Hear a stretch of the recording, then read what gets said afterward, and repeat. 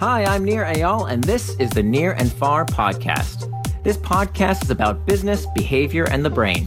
On this show, I do a few things. I read quick articles I've written about topics shaping your behavior. I interview authors of books I enjoy, and from time to time, I devote episodes to answering your questions. If you want to ask me a question, visit the podcast page on iTunes, go to ratings and reviews, and ask me a question by leaving a review. I promise to read it and possibly include your question in a future episode, so please, ask me anything. Now, enjoy the episode, and for more, you can always visit me at nirandfar.com.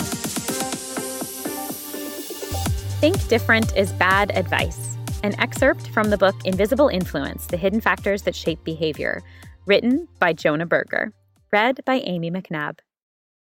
Being different, the notion goes, is the route to success. Think different was even Apple's motto for a period, and Apple is often held up as a poster child of the benefits of this ethos. Conventional wisdom suggests that products like the iPhone and Macintosh succeeded because they were different from the rest. Steve Jobs was a visionary because he thought different from everyone else. There's only one problem with this advice. It's wrong.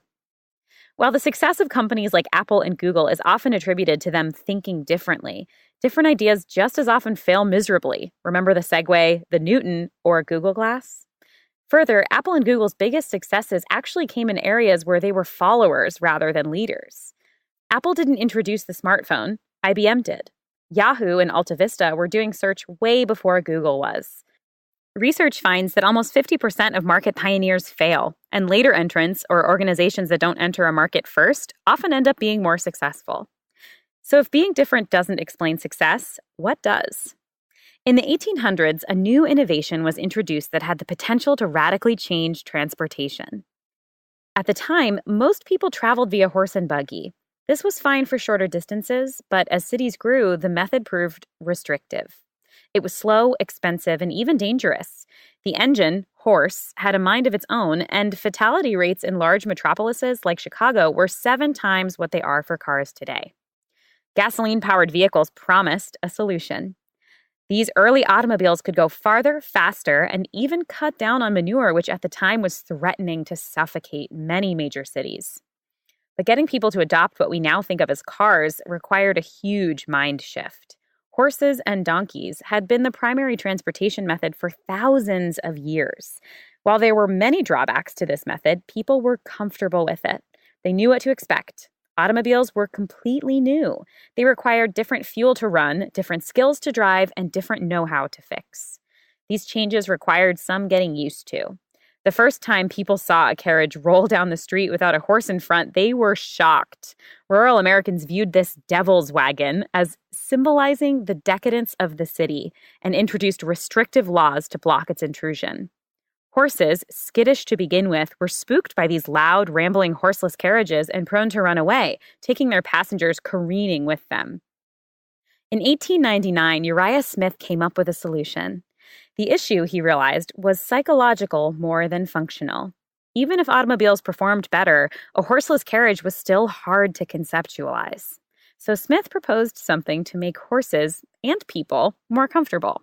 Named the Horsey Horseless, it involved taking a life-size replica of a horse head down to the shoulders and attaching it to the front of a carriage.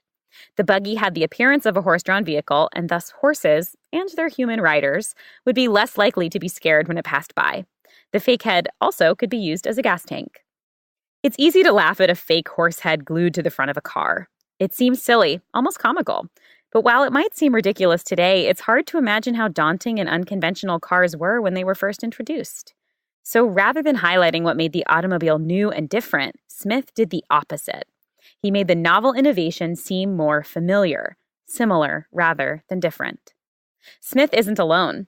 Chobani has taken the yogurt market by storm. When they started, so-called Greek yogurt made up only a tiny sliver of the yogurt market, less than 1/4%. Now Greek yogurt makes up more than 50% of the market.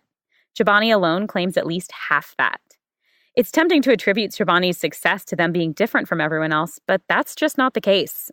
Not only weren't they first to market, when Chobani came on the scene, Faye had already been selling Greek yogurt in the United States for almost a decade. Chobani succeeded not by being different, but by being similar to existing consumer tastes. In Greece, yogurt often came unflavored in large family-sized containers. But American consumers were used to buying single-serving yogurt with fruit already mixed in. So that's what Chobani offered. They reinvigorated the yogurt market by providing a healthier take on an old favorite, single-serving yogurt with fruit already mixed in. Turns out that being different doesn't drive success. Being optimally distinct does, offering the right blend of similarity and difference. Successful innovations and ideas aren't identical to what came before, but they aren't completely different either. They mix familiarity and novelty, old and new. The Toyota Prius succeeded not by going full electric, but making a gas-powered car more energy efficient. Highly successful songs blend similar melodies with new lyrics, and high-impact scientific research is often grounded in prior work with a few unusual combinations of new ideas sprinkled in. Sure, there is some difference, but there is also a lot of similarity. Successful companies, products, and ideas, then, are a bit like Goldilocks and the Three Bears. It's always turned off by the extremes. The firm bed is too firm and the soft bed is too soft. The hot porridge too hot and the cold porridge too cold. But the middle is just right. The same pattern often occurs with new products, services, and ideas. If something is too different, it requires such a shift in thinking or behavior that it often fails. The Apple Newton, an early predecessor to today's iPhone, wasn't just a new device, it was a completely new category. At the time, people had a hard time understanding why they needed it or how it would fit into their lives. The Segway faced similar challenges. Supposed to be a game changer in personal transportation, it was so different from anything else that people didn't know what to do with it. On the other extreme, if something is too similar, it doesn't provide enough reason to change. If this year's software is exactly the same as last year's, there's no reason to upgrade. If a competitor's product offers the same features at the same price, there's no reason to switch. But in between, and it's just right. Similar enough to what is already out there to evoke the warm glow of familiarity, but different enough to seem new and not simply derivative of what came before. Distinct, but optimally so. Leveraging this Goldilocks effect, or optimal distinctiveness, then is particularly important when managing innovation. When launching a new product like the Swiffer, how should it be described? Is it a revolutionary mop? A completely new cleaning category? And what about design? Should seats in driverless cars face forward because that's what people are used to, even if that's no longer required? The same is true when introducing new ideas.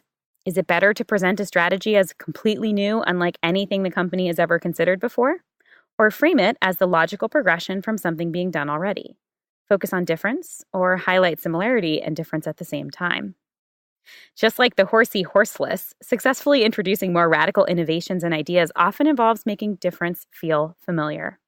When TiVo introduced what we think of today as a digital video recorder, they had a similar challenge to the automobile. The technology was innovative and had the potential to create a completely new market, but tapping that potential required getting consumers to shift their behavior. So to make it easier for consumers to understand the service and help transition people from passive watchers to active content directors, TiVo designed their device to look like a VCR. A black rectangle that sat below the TV or above the cable box, just like a regular VCR or DVD player would.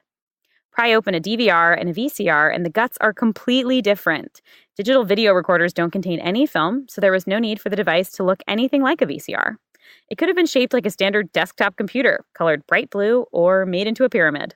But by using a familiar form, TiVo made people more comfortable adopting this radical innovation. By hiding the technology in something that looked visually familiar, TiVo used similarity to make difference feel more palatable. Many digital actions today visually evoke their analog ancestors. We click on the icon of a floppy disk to save documents and drag digital files to be thrown away in what looks like a waste bin. E-readers have page numbers like physical books. Visual similarity also shows up offline. Digital cameras were designed to resemble film cameras, and Edison designed the light bulb to resemble the existing technology of the kerosene lamp. All make the different seem more similar.